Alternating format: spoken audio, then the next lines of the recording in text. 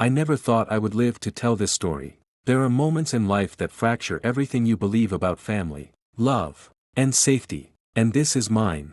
My son, the boy I raised, the boy I once carried in my arms and sang to sleep, ended up setting fire to the very foundation of our lives, our home and our car. This is not a simple story about property loss. It is a story about love twisted by anger, about silence that grew into storms, about tragedy born in the most unexpected corner of my own family.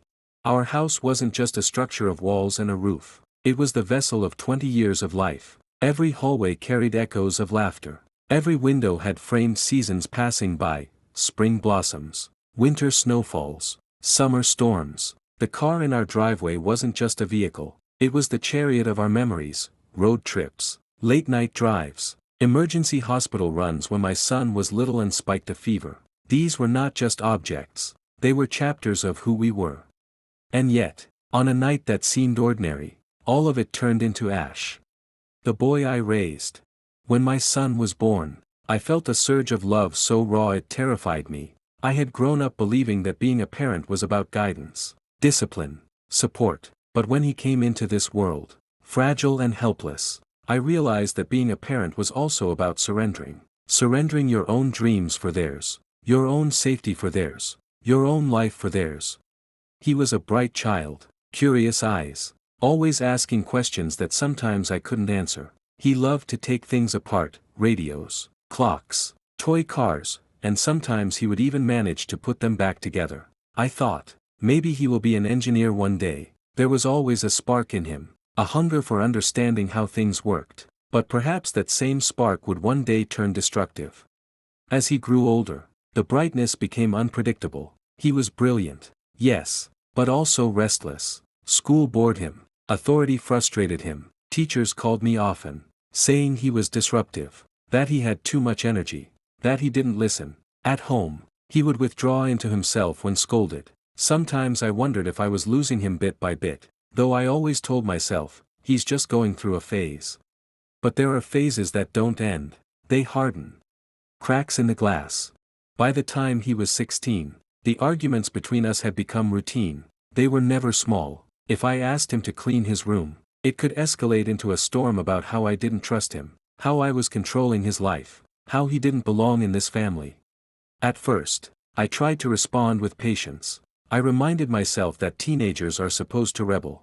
I remembered my own youth, the anger I had at my parents, the need to break free. But slowly, it stopped feeling like rebellion. It felt like hatred. The look in his eyes changed, no longer the wide, curious gaze of a boy who wanted to know how the world worked, but a burning glare, as if the world owed him answers and I was the one denying them. One evening, after another argument about his grades, he slammed his bedroom door so hard the frame cracked. I stood in the hallway, staring at the splintered wood, feeling as if the house itself was warning me. Cracks had begun to form not only in the walls but in our relationship. The spark of fire. My son had a fascination with fire. It started small, candles lit in his room, matches disappearing from the kitchen drawer, lighters found in his backpack. I confronted him once, and he laughed. It's just fire, Mom, it's beautiful. I didn't know what to do with that.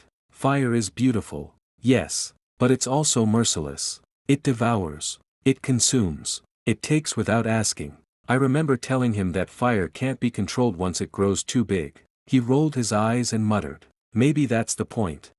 There are words children say that parents dismiss, thinking they're just teenage melodrama, but some words are seeds of storms. The night everything changed. It was late summer, the kind of evening when the air is still heavy with heat even after sunset. The cicadas screamed outside, and the house seemed restless with their chorus. I had gone to bed earlier than usual, exhausted from a long day of work and another fight with my son about his future. He had stormed out of the house, and I assumed he was with friends. Sometime after midnight, I woke to a sound that didn't belong, a crackling, like dry leaves being crushed underfoot, but louder, closer, insistent. My eyes opened, and I realized the room was glowing, not the soft glow of moonlight, but a harsh, flickering orange. I rushed to the window and froze. Flames, they were licking the edges of the car in the driveway, climbing its sides like greedy hands. Smoke billowed, rising into the night sky. For a moment, I couldn't move. My mind refused to accept what my eyes were telling me. Then the smoke alarm screamed. Panic surged through me. I stumbled into the hallway, coughing as the acrid scent of burning wood invaded my lungs. Downstairs, the living room windows glowed with firelight. Shadows of flames danced on the walls. The house, my house, was burning. Ashes of love. By the time the fire department arrived, it was too late. The car was an inferno. The house was collapsing, beams snapping like bones. I stood on the street barefoot, watching everything I owned, everything I had built, dissolve into smoke. Neighbors gathered in silence. Some cried, some whispered.